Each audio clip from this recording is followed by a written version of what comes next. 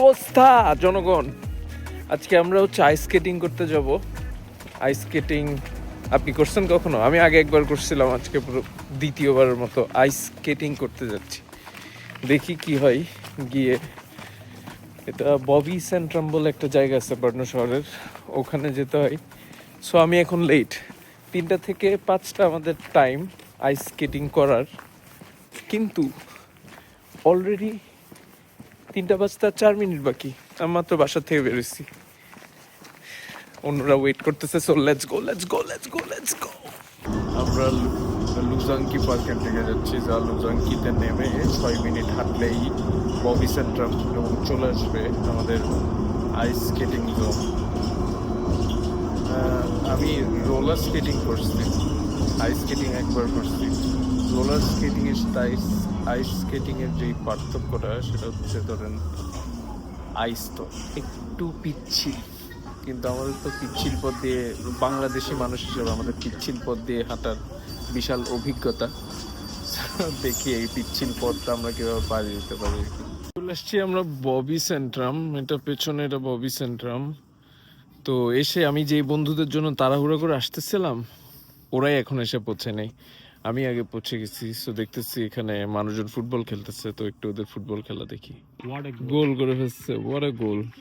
আজকে এত মানুষ আসবে জানলে তো আসতাম না, কিন্তু আজকে উইকেন্ড, সো অনেক মানুষ এসেছে। চলেন আজকে আমরা একটু স্কেটিং করি। ওরা আমার থেকে 1350 চেক রাউন্ডস রাখছে।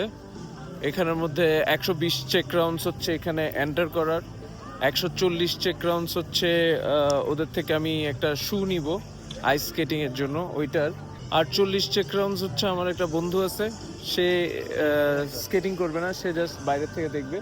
শুয়ের জন্য 1000 টাকা ওদেরকে বন্ধক দিতে হয়, যেটা শু ফেরত দিলে ওরা ওই 1000 টাকাটা ফেরত দিয়ে দেয় আর কি। Thank you so much. So এই শুজগুলো আমাকে দিচ্ছে স্কেটিং করার জন্য। আমার বড় ভাই নাসিম ভাই কত কষ্ট করে আমার রুম জুতা বেঁধে দিচ্ছে।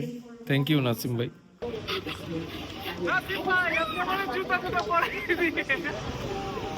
কি অবস্থা আপনারা যারা যারা আইস স্কেটিং করতে চান, আপনারা যদি রোলার স্কেটিং আগে একটুখানি শিখে ফেলেন, তাহলে আপনাদের আইস স্কেটিং করতে অনেক সুবিধা হবে।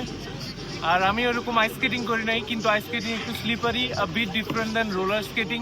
পাটা একটু বেশি ব্যথা করে, মাসালার বিষয় আছে। চলেন আমরা স্কেট করি। বদ্দা পা ব্যথা করো তো? পা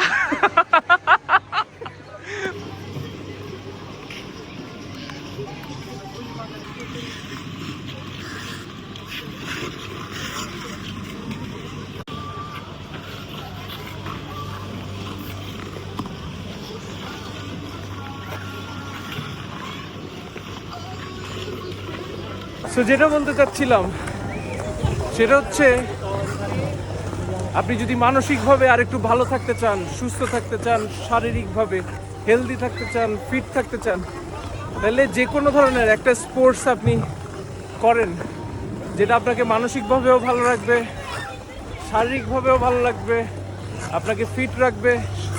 আছে না আমাদের যাবতীয় স্ট্রেস অ্যান্ড এভরিথিং, খেলাধুলা করলে কিন্তু এইসব স্ট্রেস রিলিভ হয়। So just go out. আমরা যেভাবে ফোনের পিছনে বসে থাকি, স্ক্রলিং করতে থাকি, আমরা যেভাবে ল্যাপটপের পিছনে বসে থাকি, আমরা যেভাবে ট্যাবের পিছনে বসে থাকি, মাঝে মাঝে just go out somewhere, go for some sports. আপনার দৌড়াইতে ভালো লাগতেছে, দৌড়াইতে বের হয়ে যান। আপনার স্কেটিং করতে ভালো লাগতেছে, স্কেটিং করতে বের হয়ে যান। আপনার ফুটবল খেলতে ইচ্ছা করতেছে, খেলতে বের হয়ে যান football. Just go for it, age doesn't matter. Sports করতে পারলে you will feel healthy, you will be fit, ভালো থাকবেন, এটাই। আর খেলাধুলার সাথে থাকেন, তাহলে আপনার শরীর মন দুইটাই চাঙ্গা থাকবে, আর আপনি আনন্দেও থাকতে পারবেন। দেখেন, look at me, I am so happy.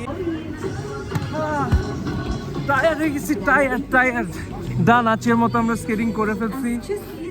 আমরা আবারও ভবিষ্যতে স্কেটিং করতে আসতে পারি, তখন আপনাদেরকে আবার নিয়ে আসবো। আরো ইন্টারেস্টিং কিছু স্কিল শিখতে চাই স্কেটিং এর, আরো অনেক কিছু এক্সপ্লোর করা বাকি আছে, অনেক গল্প বলা বাকি আছে। And we will see each other. ততদিন পর্যন্ত ভালো থাকেন, সুস্থ থাকেন এবং খুশিতে থাকেন। Bye by.